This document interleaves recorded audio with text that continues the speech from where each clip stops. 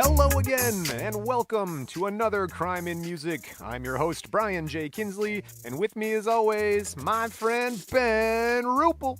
Bonjour, Brian. Bonjour, Ben. Parlez-vous français? Oui, je parle français, comme ci, comme ça. Every other Wednesday, we'll bring you a true crime podcast in English about people in and around the music business and their misadventures into law breaking. We talk about things like music history, murder mystery, crime history, assault, theft, whodunit, gangs, guns, and more. If that's your bag, baby. Click subscribe, tell a friend, go to iTunes, give us a 5-star review. The words don't matter. You can say we're great, we're not great, but the 5 stars are what we really need. Ben likes emojis, so if you would put some emojis in there, we'll kind of go hieroglyph and figure that out. I'm dying to know what eggplant, peach means. Yeah, make some like dirty emojis. Wait, that's dirty? Not well. I mean, you know, he with won't like tell the me. like the OK sign and then the point sign. I don't. Looks like a vagina and a penis. Like you're okay to shoot somebody? Go for it. I don't. No, don't. the eggplant. What's the eggplant supposed to be? Let us know if you want to share with us these things. You can find us on Twitter at Crime and Music, Facebook and Instagram Crime and Music, or email us crimeandmusic@gmail.com, and we'll love to hear from you guys. If you like us, that is. And if you like us. We know they like us. And if you like us, They're still listening at this point. They love us. If you love us, go to patreon.com/crime and music. Become a monthly supporter. There's some cool, neat things that we'll do for you if you're a monthly supporter. Outside of that, you need anything else? What are we doing? What are we doing for them? Oh, man, if you're a monthly supporter, there's a couple different entry points. $1 a month, $5 a month, $20 a month, $100 a month. And for each one of those, you and I will give them either a shout out on the show, we'll do a special recording episode private just for them, we'll sign one of these here note cards that basically make up the entire episode. And so, a lot of cool things. How about like topless pics? I'll let you do whatever kind of sponsorship you want. All right, I'm taking topless pictures of Brian. We're going to send them out. Oh, sweet. I have been doing my kettlebell. You look like it. Anything else, folks? www.crimeandmusic.com. I made a double V joke earlier when we recorded this the first time and Ben's mic wasn't on, so I'll do it again. It wasn't that funny the first time. And it's not funny now. All right, well, check out the website. There's some cool stuff there, bios. I don't know. Someday you can buy a T-shirt or a beer koozie. Because you need another beer koozie. Oh, they can buy T-shirts and beer the koozies now. Just not with our shit on them. What have you been up to lately? Have you been out and about the towns, checking the byways and highways? A lot of driving, yeah. Here in Michigan, I mean, we do, you know, when we got time off in the summertime, you got to get out and do stuff. So yeah, we've been doing a little bit of that. And not the healthiest train system in our state. No, you hit the there's roads. no. But hey, when there's a nice day and there's not 3 foot of snow on the ground, go do something. Oh, yeah. Yeah, don't get stuck in the house. No, get out there, people. Wherever you live. Michigan, Montana, Minnesota, or any of the M's. And video games. Video games are big, actually, I hear, for most of the year because it's snowing and below freezing. Yeah, and getting fatter. Oh, I've been doing some barbecuing, too. I can tell. And the pizza oven. The pizza oven's rocking. Like, what do you mean you can tell? You like the outdoor cooking. Nah, you got a scent of meaty goodness on you. I showered this morning. Very good. Right before I went and made some more barbecue. So while you're doing the highways and byways, I'll edit this to make it make sense. Have you ever seen those bins they have at the gas stations, the 99-cent video bins? Yeah. Like, Oh, when you have to go in and pay because the credit card machine at the gas station ain't working? Yes. Or I've seen them. Has that suspicious bend, like where the card goes in, like the metal's bent up, like somebody's been fucking with it. Oh, that happens. I know, I've seen seen it. It was by some gas stations in my house where people were getting their credit cards ripped off. Skimmers, man. Yeah, Gotta skimmers. Check for the skimmers. But if you're in the gas station and you see the old VHS and you come across a rare Leonardo DiCaprio movie called Catch Me If You Can. You familiar with this movie? Yeah. All right. I like him. He started with Kirk Cameron, didn't he? He did on Growing Pains. Yes. That's correct. Yes. So that's what saved that show. It was like the end of that show, though. Yeah. Anyway, that's what they do. A show will add a new character when it's like sort of in a downward spiral, and so let's put a new young guy in there. Kirk Cameron's getting old, a little too preachy. Church boy. No, wait, no, he wasn't Bible Man. That was the other guy. No, that was Kirk Cameron. No, Willie Ames was Bible Man, I think. Boner? No, Willie Ames was his friend with the curly hair, the little blonde kid who was. No, Kirk Cameron is the Bible man. Oh, if you know which one was Bible Man, They're pick a probably side. both Bible man. It's are you Team Cameron or are you Team Mays? All right, And let us know we on have Twitter. officially gone off the rails. We're here. super off the rail. All right, I don't know. Leonardo DiCaprio movie, Catch Me If You Can. I feel like this might have something to do with our topic for today. What a keen observation Or as not. you Maybe pull not. us through the door here. Yes. There's a guy out there, and his name was like Frank or something. He was a young kid, and he pretended to be an airline pilot. And what he did was, like back in the day, airline pilots could fly for free on the airline that they supposedly flew for. And so this kid got an airline pilot suit, and he would go fly all over the country. And then eventually he started taking like checks and taking stickers off a little plastic whatever, United Airlines planes and putting those on checks and passing off forged checks, right? He's a confidence man. He was a confidence man, correct, or a con man. And they have a sort of relationship with the FBI agent that Tom Hanks plays, and they go around the country, you know, sort of going after one another. Well, today, we're going to go back into the 1900s, the 1920s.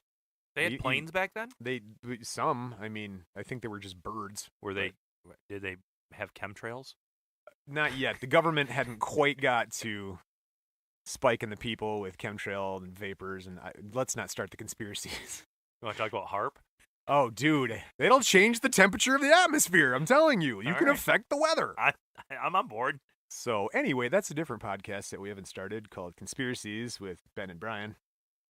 So we got this guy, and he's kind of like the Leonardo DiCaprio character. He's a young jazz musician, and he goes around the country sort of forging checks, and he's got the law on him. He's got entanglements with the law. So if you're a big fan of Catch Me If You Can, you're going to like the story of coming to the stage, Dupree Bolton. Dupree Bolton. Dupree Bolton, born March 3rd, 1929, Oklahoma City, Oklahoma. Dupree Bolton. I had a coach with the last name Bolton once. Didn't like him. I thought we were going to get into Michael Bolton jokes, but I just hit me as I was wrapping this up. I'm like, oh, God, this is going to be a whole Michael Bolton thing with him. I celebrate his entire catalog.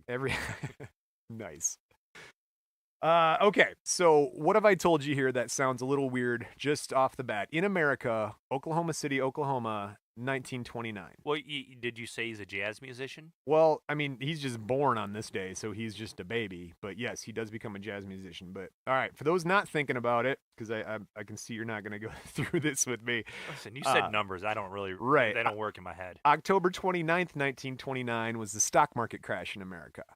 That's like, this kid was born into not only the Great Depression in America, but also a thing called the Dust Bowl. The Dust Bowl, yeah. So dude is primed for a hell of a life coming up where people were literally eating dirt and dying by the thousands because of poverty and... Yeah, I blame that on Trump. Yeah. How can you not? Right. So here's the thing. If you're a little on the younger side, the stock market crash in 1929 was the biggest economic thing to happen to America. Back then, there was no FDIC, which is the Federal Deposit Income. I don't know. It insures your money in banks. So basically, if a bank goes under, you're not out all of your cash. Well, back in 1929, if a bank went under, you're screwed. I mean, you just like, yep, sorry. Good luck to you. Many people in urban areas lost everything. Well, Oklahoma City, which was considered a relative boom town, meaning that place was hopping, industry was kicking, 58 new industries and 400 smaller companies opened up for business in the winter of 1929 to 1930. Building permits exceeded $1 million per month in Oklahoma City back then. So they were a boom town. They were kicking, man. So 1931 comes around, 4,200 families are in dire need of help. 6,000 people had settled in Hoovervilles, which are these big cardboard, like living out of refrigerator boxes and scrapwood shacks built along like the North Canadian River. Yeah, picture the outskirts of Brazil. Oh, yeah, the favelas and stuff like that. Yeah. Right. But I mean, it wasn't even corrugated plastic or metal or fiberglass. This was cardboard and scraps of wood. So that's, the depression part. Then you kick in the Dust Bowl, which was a massive drought in the early 1930s, also known as the Dirty 30s, because they had these huge dust storms. What they were doing is they weren't doing like ecology. They didn't have the agriculture all figured out yet. American and Canadian prairie lands, they were just like turning over topsoil. They were raping and pillaging. Yeah, They did and not have good farm practice. Then the wind came across the plains and it blew it up into these huge dark tornadoes, or black tornadoes they would call them, and they would literally just cover sand everywhere. And strip the topsoil and blew it all over to Africa, killed the reef over in Australia. To get technical, it's called the Aeolian process, and they weren't doing what they needed to do to basically have reusable farming. They weren't rotating crops. They weren't digging in deep. It was all surface farming. They didn't let a field go fallow for 1 year. No, they were just milking it for all the nitrogen they could. So you got the crash plus the bowl. You got the crash bowl going on for people in Oklahoma. This affected 100 million acres, 400,000 square kilometers, for those of you in the metric system, of Texas, Oklahoma, New Mexico, Colorado, and Kansas. So tens of thousands of families had to abandon their farms, and by 1936, the losses reached $25 million per day. Now, that's 1936 money. What do you think that is today? Like, probably more. $440 million, according to 2017 figures. What? A day of losses during the Dust okay, Bowl. A day. Like, $440 million, I can almost afford that now. Every day? Not every day. One for day? a week. Oh, wow. All right. Patreon. I was looking to say. Patreon's really kicking in here. No. Okay, going. yeah, that's a lot. That's a lot. Yeah, that's $1 billion every other day. Now we got half. Yeah, you're there, half a billion a day. Yeah. I'm with you. That's a lot of money. So these families, known as Okies, a bunch of them moved to California because you're not going to do much in Oklahoma this time. Huh. So we got that's Okies? Yeah, Okies. Yeah, the Okies were people who were transplanted from Oklahoma or have Oklahoman heritage out, so that were moved because of the Dust Bowl and the Depression. Don't just Oklahoma University, aren't they called the Okies? I don't know. They weren't transplanted. They still live in Oklahoma. Some people stayed, man. All right. The people who like the broom factory. So this entire mess is going on over there. The Dustbuster. And this is where Dupree's born. This is what he's born into. That's a good start. Well, it's all up from there. Well, for a musician, actually, this will be a good start because most people, the worse your childhood, the better entertainer you are for a bit. So his parents, Bolton's father, which is all we know about, he apparently just sprung into the universe because there's no mention of his mother out of like 30 articles. But Bolton's father was an accomplished musician. He played piano, guitar, banjo, and perhaps violin. Perhaps violin. Maybe. I don't know. Maybe. We'll just put it on his bio. I want that on my headstone. Ben Rupel, loving family man, devoted husband, blah, blah, blah with the kids. Perhaps played the violin. Meh. Seems like something we should add. So now, reportedly, he was an early influence on this guy, Charlie Christensen, who was apparently a big jazz guy back in the day. And we're not big jazz guys, are we? I am a classically trained jazz drummer. I was taught by Bob Hope's drummer, Bill Schaefer. So no, I am not a jazz guy. Oh my God. But we got to throw this It's cool guy stuff in there. though. No, yeah. It's cool stuff though. It really is. And jazz is neat because I do like jazz. There's some jazz, but not this hard bop, bebop stuff. We'll get into that here in a couple years of young. Oh, we'll get there. Young Dupree's life. So, yeah, Bolton's dad, Dupree's dad, same guy. We'll call him Bolton and Dupree throughout this whole podcast. He supplemented his music career by working in the defense industry. So all I can imagine is that he's just the guy who sits in the corner with the hammer, just ting, just banging on the bow, ting, ting. No, these are good. This is a Bugs Bunny ting. reference. That's all I can picture when it says the defense industry, because I look for more specifics, and again, it's just he worked in the defense industry. I told you it's Trump's fault. So they're sealed files, probably. You don't want that. Anyway, he's got his hammer and he's tinging off, and time to go. He's gonna go jam. Perhaps tonight I'll play the violin. And he goes out and he plays clubs at night. But because of the Dust Bowl, because of all the Depression and all that stuff, they moved to California. All right. So these Okies head out to California. You got a bunch of Okies in California, and then you got young Dupree. And though his dad really wanted him to play the violin, perhaps. He was enthralled by the trumpet. He loved the trumpet. He's like, dude, trumpet's my jam. And his dad caves in and buys him the stupid trumpet.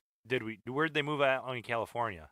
They are outside of LA, kind of like central, southern California. Okay. Yeah. Oh, I didn't know if they were from Oklahoma, planting in the valley, this, that, and the other, growing onions and other fruit. No, everybody ditches farming, and if you actually track it, the Dust Bowl helped add to the Great Depression because most of the farms, people are just like, fuck it, we can't farm anymore, so they go into the defense industry. So most agricultural economies totally sort of crumbled at that point in time, and we had to rebuild the agriculture base of the nation before. Yeah, they made rules. Yeah, regulation. I mean, regulation will do it. Yeah, in farming. You had to that. Can't do everything. You can't do anything. Aeolian process, baby. That's the scientists get involved. So he's living in Southern California in the defense industry, playing the trumpet. Well, perhaps the violin. Definitely playing the trumpet. A little skeptical on the violin. Maybe. Allegedly. It's a crime podcast. Allegedly playing the violin. So he quickly masters the trumpet. By his early teens, he's good enough to play professionally. So in 1944, he lies about his age. He runs away from home and joins Jay McShane's band at the age of like 13, 14. Jay McShane is like a local guy who's he's big 13, band. 14? Yeah.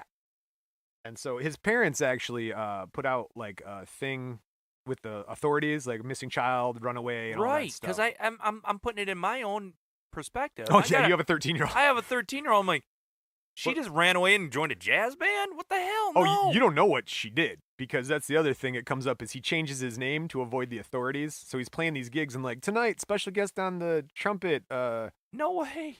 Miles Davis. I don't know, man. He would make up stuff. Everybody listening, just think of the person you know that's like 13, 14 years old, and they're now traveling Southern California playing in a jazz band. In the biggest recession the country has ever known. Yeah. Maybe it wasn't that odd to just kick your kids out, because there were people during the Depression, during the Dust Bowl, that just gave their kids up. Like, can't take care of them, somebody else do it. Well, yeah, no, before that, people had kids just to work the farm, so you didn't have to pay extra laborers. So, the family dynamic has changed a lot in, 80 years. Not in my house. Still working the dishwasher. Slave. Wow. You paid for it. You gave her a ring, right? I mean, who? Your wife. I'm talking about my kids. Oh. No, I gave them a phone. You want to keep that phone? Empty the dishwasher. I see. You didn't have to pay a dowry for your wife? Paying for it every day, Brian. Man, I'm just out a couple sheep. I'm kidding. It was more than those sheep around, huh? It was a goat, right?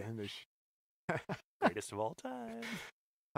So Jay McShane, he's got a 13-year-old trumpeter in his band. He's a jazz guy. He's a pianist and a band leader. He's from Muskogee, Oklahoma, and he's got a couple songs called Confessin' the Blues, The Hootie Blues, and 4-Day Rider. Those are his big things. And he gave Dupree a shot, and the kid's good. He's often playing in jazz bands now. And they're all from Oklahoma. Well, those two are. Everybody else, jazz bands kind of piece people up. Oklahoma.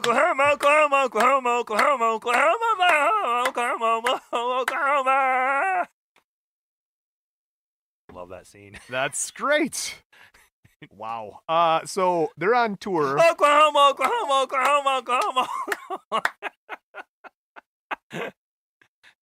While in tour in New York in 1944, he plays with a guy named Buddy Johnson and his orchestra.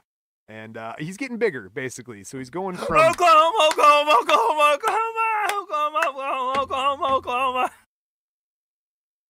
We're going to hear a lot from the people of Oklahoma. And the surrounding live in Oklahoma, Brian. Nobody lives in Oklahoma. Like 7 people. They till the all inland. But if you are from Oklahoma and you got any good, mule deer hunting spots or pronghorns, let us know at crimeandmusic.com. For sure. We'll do a live podcast from your backyard. We will do a live podcast from your game ranch. Oklahoma. All right. I'm out. You should have kept it going. We'll more Oklahoma. We'll fade it. It'll be good. Mother. While in New York in 1944, he plays with a guy named Buddy Johnson and his orchestra. It's actually called Buddy Johnson and his orchestra because they had good names back then. That's a real... Oh, so, what do you want to name it? No, Kurt Devane and Behind Dirt. No, how about Buddy Johnson and... Buddy Johnson is right. All right, and his orchestra. Well, he's got an orchestra. Pantera is Panther in Spanish. That sounds kind of cool. My name was Bonita back in the day. Little Flower. Little Flower. How was it? Gave me that nickname in 5th grade. No full names, especially not of convicted criminals. No, we got to edit that. Have the whole story. Why do we? Wait, you can't. Crime and music. It's crime. This is only funny to us now because no one will ever hear this. Might hear this. If you play it for him personally, he will. I was there when he got arrested the last time. Was standing right next to me. He goes, "Oh, dude, watch." He's like, "I've seen this like 3 times. It's awesome." What? All right, get back on the rails. Buddy Johnson and his orchestra have a couple songs. They're called "I'm Just Your Fool," "Since I Fell for You," and "It's Bodacious." It's bodacious? No, it's obdacious. Obdacious. Yeah, obdacious. Obdacious. I don't even know what that means. Buddy Johnson. Anyway, he gave a young kid a chance. So what kind of scumbag was that where he gave some kid 13 years old who ran away from home? He's like, "Here, come play with my band." Probably diddling him. Oh, God. So he's 15 years old. He's a professional musician. His parents have a missing child report filed with the authorities. That's not funny. Now, we both laughed. So he has to be using fake names and stuff in the clubs to keep, keep working, but not too high a profile. And what do you do then? He's 13. He's in the clubs. They know he's underage. It's not like he's 17 or 16. Yeah, but like a 1944 13 is like 65 years old in 2018. That's true. Whole different lifespan. Right. That kid was probably wearing a suit and a tie every day, had his suitcase with him. Big, huge collar, tiny little head. Yeah, he's just trying to look like a grown-up, even though he's just a little kid. So, what do you think happens to a 15-year-old in the jazz clubs in the 1940s? Drugs. Gets into heroin. Going with drugs. Yep, he is now on the H. Oh, so he went right to the H. Dude, he's 14. He didn't know any better. Everybody else was, shooting up or smoking or whatever, so he gets right into heroin, man. Wow. Yeah, so... the first drug you did was not heroin. No, caffeine was the first drug I did. Probably caffeine, then some booze. Alcohol, yep. The weed. Yep. And that's pretty much... And that's about it. That's about it. Maybe a mushroom. If you probably did a mushroom. If it comes from the earth, you're okay. That's the Seth Rogen plan. Yeah. Tell that to what's that stuff? The bad stuff. I don't want to start listing things to show my knowledge. Earth. DMT? Arsenic. Oh, that's an apple seeds, man. You can't avoid it. Oh, well, you can try. Don't eat the cores. 1946, Dupree is arrested for the first time for dealing in possession. He spends the next 4 years incarcerated, and he gets released at the age of 21. Holy shit. They ain't dicking around back then, man. So was it? I'm assuming the heroines. It's the heroines I met. The dealing's probably what got him. So I don't know a lot about all the heroines and all that stuff, but I'm assuming it was all like intravenous. The needles and stuff, right? No, one, I don't know. But two, I think you smoke heroin like that, like back then. Oh, like what's the stuff you do with the needles now? That's heroin, but that's they smoke the heroin? Cooking it in a spoon. I think. Now, this is what I know from movies and like Die Hard and stuff. But heroin comes in a big brick powder with tape all around the bag, and that powder, I think you can put it in a thing like a weed bowl and smoke it, or you burn it on a spoon, which melts it, and then you put it into your bloodstream. Wouldn't that burn? I think that would hurt like shit. Oh my God, yeah. Can you imagine like injecting hot sugar into your blood? Nope. Not for me, my man. I could not imagine that. Sounds like a lot of work. It's like cooking on a cast iron pan. I cook on cast iron every day. Oh, you know me. And I love it. You know me. My doctor one time got a thing where it's like, "You have low iron." I'm like, what can I do? They said, cook on a cast iron pan. Since that day, I didn't know. I was like, oh my God, it's like grilling year round inside your house. It's amazing. Oh, cast iron. Yeah, I mean, today you got to get the Lodge cast iron. I have Lodge cast iron. You got to get Lodge today. Lodge but is there not are some old ones that are really good too. We are not supported by or endorsed by Lodge. Just so maybe. You know. No, we might get their support. We are accepting of their support. We are currently not paid endorsers of Lodge. No, we're not. But they do make a nice cast iron pan. Hell of a cast iron pan. Nice pan. So Dupree moves to Los Angeles, California. He picks up some local gigs, and he starts a thing called shedding. You know what that is? Shedding? Shedding. But you have 2 big, huge dogs. Hell yeah, I know what shedding means. It's all over the place right here, Brian. I vacuumed, thank you. Not right there. Well, okay. So, and yes, I have 2 golden retrievers. If you like the golden retrievers in crime and music, send me a picture of your golden retriever on the social medias. Or go to patreon.com/crimeandmusic. Help me pay for my dog's food. So shedding is practicing the technical facility of one's musical skill. So basically, you're just doing shedding is practicing the technical facility of one's musical skill. So it's a jazz thing, and some nerdy rock guys will do it too. They just do up and down the scales, baby. And then that trains your fingers and it changes. So like when you need to hit those notes, it's effortless. And so basically he's a big trumpet music nerd. All right. So, shedding. It's a jazz term. It's like, some like back in the day. Hey, cool guy, come fall by my pad. We can shed, like a bad Scooby-Doo episode here. Well, yeah, Maynard G. Krebs. If you want to talk beatniks. This probably was beatnik time in certain areas, I'm sure. The beginning of beatniks. Right. So, the beginning of jazz. Do you know where jazz comes from? The actual word jazz? No, I don't. Enlighten me. Oh, God, this one's going to be fun. You'll love it. Scholars think jazz, it gives it away right now. Scholars think jazzum, derives from the slang of jism or gizm. Oh, it is. Which is the Historical Dictionary of American Slang, dates to 1842 and defines it as spirit, energy, or spunk, which we now have taken to semen or sperm. And so the present day meaning of jism is taboo. But originally it was like vigor. Jazz. A handful of cum. Get you some jazz, baby. Huh. Jazz it up. That's gross. It is now, right? Got a great jazz album gonna put on later. Bibbidi bop boop, Mr. Richard Smoker. That's jazz, right? That's big band. Yeah, we're getting there. 1951. He's arrested for forgery charges. He had some stolen money orders on him, and we got a quote from a singer named Ed Reed, and Ed says, quote, "Dupree lived around the corner from me. He was my friend, my music mentor, and a friend of my family. He was my partner in crime. I gave him the stolen money orders that sent him to San Quentin." Way to throw the dude under the bus, man. Yeah, what? Like, was that after he was arrested? He said that? Oh, yeah. I mean, this was in I a guess he was. But it's like, dude, like, I'm his friend. He's friends of my family. We're partners in crime. I sent him to prison. That's a great friend. With friends like that. Yeah. Who needs enemas? Wait, no, that's not right.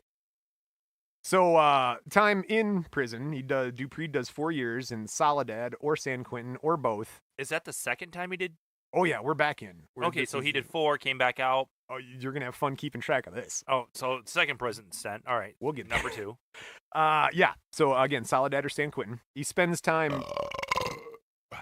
Now, what unofficial beer sponsor was that? That was brought to you by Founders All Day IPA. That'd be a fun sponsor. He spends time practicing. This dude is in prison, so he practices up 12, 14 hours a day.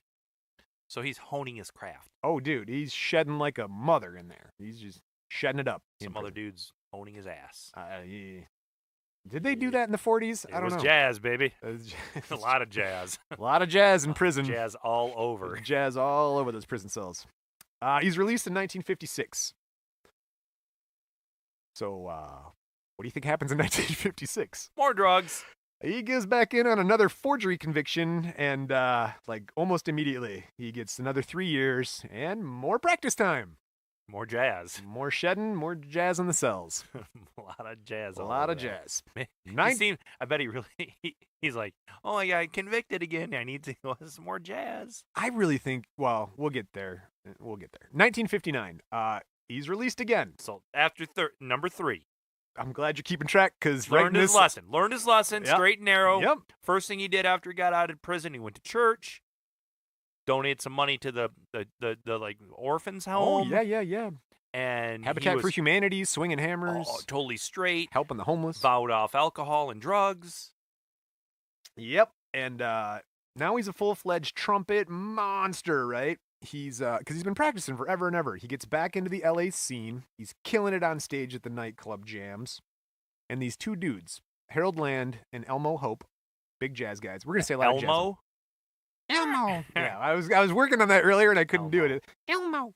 They're trying to make a recording featuring these super tricky charts. They didn't even call it like the music charts, but they're hip jazz guys, the charts. So we need a guy, a trumpet player who's technically good enough to do it, but could still sight read like what they wrote down just as well. If only there was a guy who's like been locked in a room by himself with a trumpet for a couple of years. For like the last decade and a half. Who would be this technically skilled. Huh. If only. I wonder where we should look. Well, they go and see Dupree at a club in person, And the search is over. They find it. Dupree doesn't miss a beat, man. He's on it. So 1959, Dupree appears on this thing. Harold Land, he made an album called The Fox. Dupree made his own album? No, Harold Land is a guy who made an album called The Fox. Oh, Harold Land made an album. This is after they found Dupree. Right. Because they needed a trumpet player for their group. They're kind of stacking it like a super team, right? So for reference sake, what does The Fox say? No. All right. No. Get it. Everybody in the world in their headphones just went dip, dip, dip, dip, dip, dip. You know that? What does The Fox say? I was thinking super team, like Golden State. Oh, wow. Thought they were the Gophers. The Golden Gophers. Warriors. Whatever. This is a music podcast. No sports. Nerd. Take your jock and leave. Go play some football catch. Go play some baseball throw. Some hoop points. Yeah. Go score a goal unit.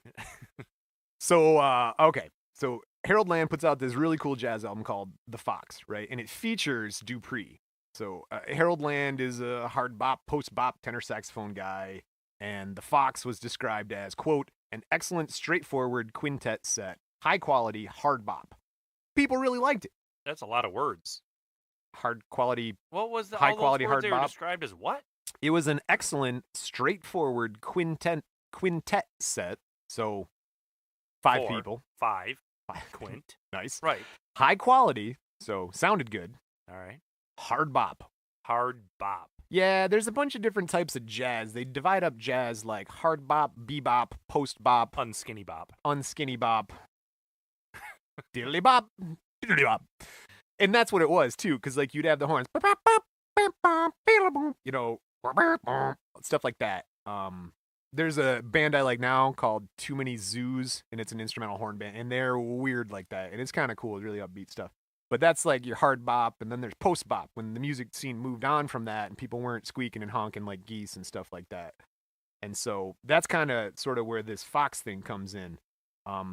It was super successful. The jazz world wanted to know more about Dupree. Who was he? Where'd he come from? What's the deal? And Dupree had this thing where he's kind of like the silent monk reputation. He didn't talk like at all. He just played his trumpet. Went to prison. Well, yeah, it kind of makes sense, right? 1, you're on heroin. 2, you're in prison. You're really not going to say a lot, right? Like, I'm going to keep my mouth shut. Yeah, in today's world, I think it's lost on our youth today, because when you're a superstar, you have to sing well, or your craft has to be really high end. At least not the best, but pretty good. And you have to be able to speak well. You have to be pretty, which I think weed out a lot of people that are crazy talented. Oh, dude. This guy knew how to play the trumpet. Movies, like when they got into color movies and talkies and all that, killed the whole entire Hollywood, and the famous people flipped over, because not everyone, like you're saying, was equipped for full color, voices, and conducting yourself on a larger stage to be seen by more and more people. I mean, you wonder if John F. Kennedy would ever been president if they didn't have a video of him talking. Excellent. People question. love that guy. That's an excellent question. And you wonder if Janis Joplin could make it today. Oh, dude. Right? I mean, there was one of these things. I admit, I watched the shows like America's Got Talent and crap like that, and somebody came out with this girl who's like, you sound just like Janis Joplin. I'm like, that's a mean thing to say to somebody. I don't like Janis Joplin. I'm not into the whole craggy heroin ragged out. I mean, she could sing, but pipes were crazy. But you couldn't put that mug on TV today and expect to make money. Nope. No. Not at all, man. It's just, and that's kind of sad too, because the talent's there. And people like her, they didn't need to practice. I mean, they practiced. They sang every night, but they didn't need to have everything polished, and it sounded awesome. And they came out and they ad-libbed, and she would communicate with the crowd, get people up on stage. That's cool. So a few bands will still do it. Like, I mean, Grohl does it. I mean, they'll get people up there and just let him wail on the guitar, and he'll walk around like an idiot. But that was sweet. Did you see that thing where he had the Kiss guy on stage with Dave Grohl? He does it all the time. But yeah, the Kiss guy was pretty good. Kiss the Kiss guy was probably one of the best. Yeah. Oh my God. So, anyways, and back then, this guy was he played the trumpet. Yep. Yeah, it was what he did. That is his whole gig. And that's how he made his. He wasn't out there to make anybody happy in the media. Nope. Give good interviews. Nope. Didn't have to look pretty on camera. Nope. I still don't have a picture of what this guy looks like in my head. Yeah, you won't. He's considered one of the most mysterious figures of jazz. Like, can I ask a few questions? Well, let me give you one thing and help you out here and see if I can. He did do one interview with Downbeat magazine, And here, I'm going to read you the entire interview. Quote from Dupree Bolton. When I was 14, I ran away from home. End of interview. I'm glad we flew you out for that one, Mr. Dupree. Thank you very much. Right, here's your check. Can we quote you on that? We'll see you in next month's magazine editorial. So, yeah, that's pretty much what you get from Dupree Bolton, man. I mean, is he a man of few words. Is he a white dude? Is he a brother? I mean, what do we got here? I don't know. He is a black gentleman from Oklahoma. All right. I would have guessed jazz. A lot of, black dudes in the jazz. Oh, yeah. But he's from Oklahoma. I'm not saying everyone was white, but I didn't have a picture of him in my head. You got it now? No, not much. Me neither, because, again, there's not a whole lot of footage. There's a couple of old, grainy black and white videos on YouTube, but he's just black dude, nice black dude, just playing the trumpet. Playing the trumpet like a mofo. So, shortly after the Fox is released, Dupree is enjoying Fox is released. Anyway, Dupree is enjoying all of his fame and... more drugs. Goes back to prison. Goes to San Quentin for drug possession, where he stayed there until 1962. So he's really going back between forgery and drugs. Pretty much. I bet you he wasn't, trying to diversify, but he was doing both all the time. He just got caught for one or the other. They probably just knew at a certain point. There's a couple of things that come up in the articles where jazz was really affected by the war on drugs. They're like, man, basically one article called "The War on Drugs, the War on Jazz," just because that's how deep in that sort of subculture it is. Drugs were very much just hand in hand with the jazz community. Yep. The jazz scene. So it's mixed up with a bunch of reefer addicts. Upon his release, Dupree is he's kind of headhunted by this saxophone guy named Curtis Amy. Calling a reefer addict. He wants Bolton, this guy Curtis Amy, he's a saxophonist. Again, he's headhunting Dupree. He wants Dupree Bolton to be on his upcoming album, Katanga. And that's Curtis Amy's most famous. It's a very famous jazz album. Wasn't that the Boy Meets World girl? I can't not get Topanga in my head. That was just such my childhood crush until now. She's still hot. Oh, yeah. They both look pretty much exact. They got a new show out on Netflix, don't they? It got canceled. It was pretty good. Yeah, Girl Meets World, the story of their kids. My kids like it. Yeah, they watch it. Down. They rushed that final episode, too, because then all of a sudden, everybody in the world comes to their apartment in New York to do a catch-up of what happens to them. Oh, did they? Yeah. Yeah, she was nice. It was good. She had soul. Topanga was awesome. All you Topanga fans out there. So we got this guy, Curtis Amy, making this album, Katanga, and he wants Dupree on it to play the trumpet. The dude's a ninja trumpet player, obviously. And so, again, Dupree steals the show. He's totally on fire, dude. He wrote the title track for the album, which got the most play. So, dude's killing it. A few weeks later, Dupree, was chosen by Curtis to be in a group with this. Well, anyway, he was chosen by these guys to be in a group to back Lou Rawls. Who? Now we have somebody we've all heard of. You remember Lou Rawls? Yeah. You'll never find someone who loves you tender like I do. Not an episode without Brian singing. You'll never find. He's dancing too, so if anybody, it's like a white guy dancing. It's the sidestep shuffle. The hands were very much below the head. Hands down low. I am not confident. I'm not confident. So, 1962, Dupree, he's hitting it now, man. He's got this Lou Rawls gig. He's doing a couple of TV shows with Curtis Amy again. He's got this Katanga release. It's a big hit, and goes back to jail. Yeah, he gets arrested for probably drugs or counterfeit. Or drug something. Possession and forgery. And he goes back. He did both. He got double hit this time, yeah. So he was probably shooting up with a bunch of fake money orders that his friend gave him. And so he goes back to San Quentin. Now we have a quote from Dupree. This would be the third thing he's ever said in his life. San Quentin was the worst. Well, all right. No need to talk about it. That's saying a lot with a guy with like 2 whole sentences to his public credit, right? I mean, geez, he must not have liked San Quentin. So. Well, and he's got a lot of, background. He knows. I mean, he's been around a couple of jails. He's a professional. Yeah, San Quentin. He's a professional prison. That's the worst. That's the worst one. So 1967, he's out. Dupree goes and plays with a guy named Bobby Hutcherson. And after that show, Goes back to jail. Goes back to prison. What is this, number 6? Number 7? You were supposed to be keeping track, right? That's what I said. You're going to have a I ran out of full-time toes. job. Ben only has 6 toes. We'll explain that in later episodes. While serving time at Joseph Harp Correctional Facility in Tulsa, Oklahoma this time, he plays with the prison band. Oklahoma. Mother. So they record a couple songs there, and they actually... There's a jazz scene in prison. I don't know if you know this, but like we just talked about, sort of the war on drugs is the war on jazz. So what was happening back in these days is you wanted some kick-ass jazz musicians, you go to a prison, and they're there over in the corner jamming with the instruments, staying away from the wait sets and the mob and stuff, dude. There were so many good music, like a bunch of names I'd never heard of, but you read their credits, I'm like, oh my God, this dude has like 5 #1 songs. And he's some bass player who's in prison. And, like, this guy's a trombone player who, like... Literally invented the genre. I'm saying, it's so crazy, man. So, I guess back then, people weren't putting the connection together, but there was a lot of good music to be made in prison. So, they do some prison... They do, like, a prison album. And Dupree's kind of embarrassed by it because he's from... You know, it's prison. He's like, I don't really want to have that be my credit. You'd think if he's embarrassed to be in prison, he would stop going there. Well, that might be the smack, dude. I mean, once you get on the H train, I don't know that you get off, right? I'll let you know. Yeah. Oh, good. You're planning success. I like this positivity. So, well, that was what, 1967? He's been in jail now 73 times. Well, the duration's going to get you here. 1982, he's released from prison. Oh, wow. Again. And he briefly plays with Dexter Gordon Group out of Oklahoma City. I'm not doing it again. I have to ask you, Ben. What do you think happens next?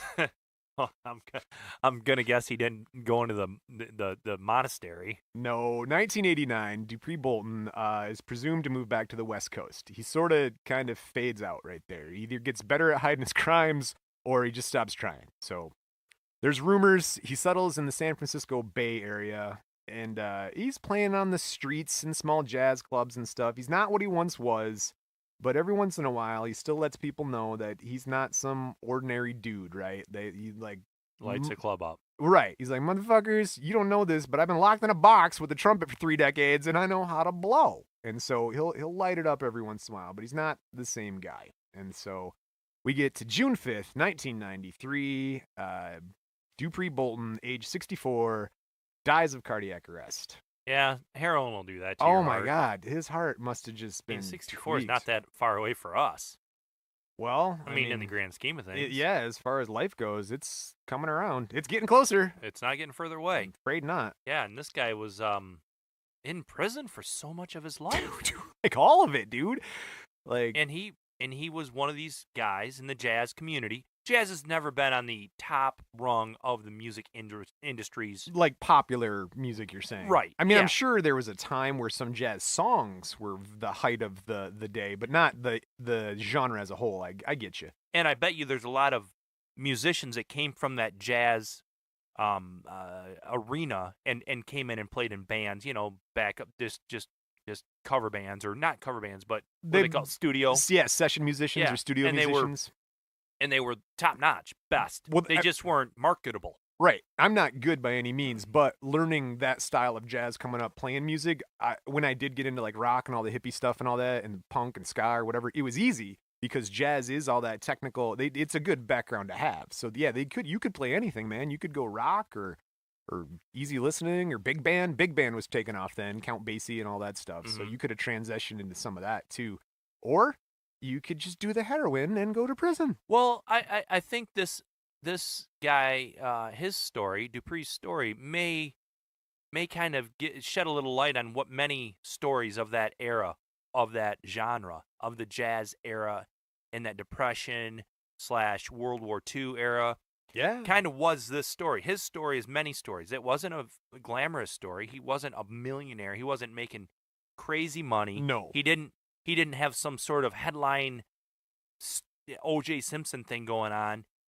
This was jazz. He was the grimy underbelly of a very popular genre. Yep. And his story is many stories. His story, because he came in, he was awesome, invented helped invent an entire genre of music, had a lot of problems doing it. It's not a life I'd like to live. No. And then kind of sadly, he's kind of faded away. And he was one. Before we started, I was talking to Ben about how I wanted to get somebody from each sort of subject section of music, and this was jazz. And I was looking up jazz, and everybody had that same sad story. Oh, brilliant child jazz musician, got hooked on drugs, is in prison.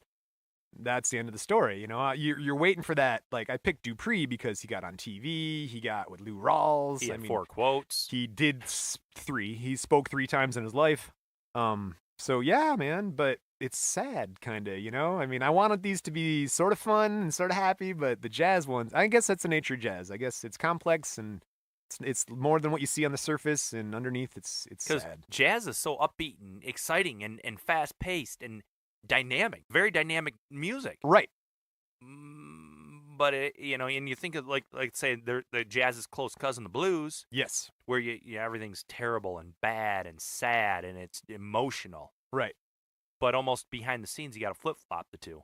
Well, a lot of these jazz players are just living a rough, a hard existence, like Dupree. I'm gonna talk out my ass right now, but I'm pretty sure that hard bop and that bebop was sort of that expression of frustration. It's like,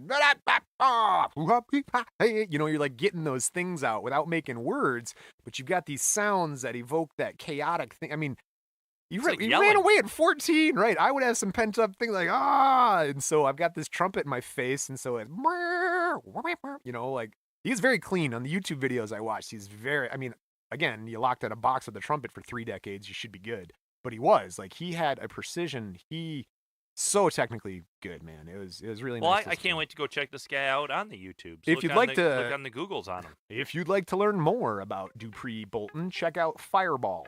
Have that like in a fifth or a pint, and then once you're done with that, listen to the record of the same name called Fireball. Fireball. And that's it. So since we said Fireball, that wraps it up this week, man. Well, thanks for listening, everybody out there in La La Land in the podcast area. I think we need to make sure everybody's out there checking us out on all the Twitter and the internet. You can find us on MySpaces. I'm gonna put a MySpace thing together. I swear to God, I am. Blow us up on MySpace, folks. That's Ben's baby. He's in charge of the MySpace. And one day I'll do it. If you'd like to communicate with us before then, you can find us on Twitter at Crime and Music, Facebook and Instagram's crimeandmusic.com.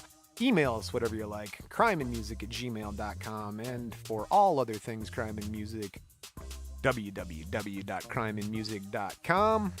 And for Ben and myself, we'll catch you in 2 weeks. We can re-edit. I don't know. What do you want to do? Like the song says, never trust a big butt and a smile. Oh, hey, I just want to say one thing before we got off the air.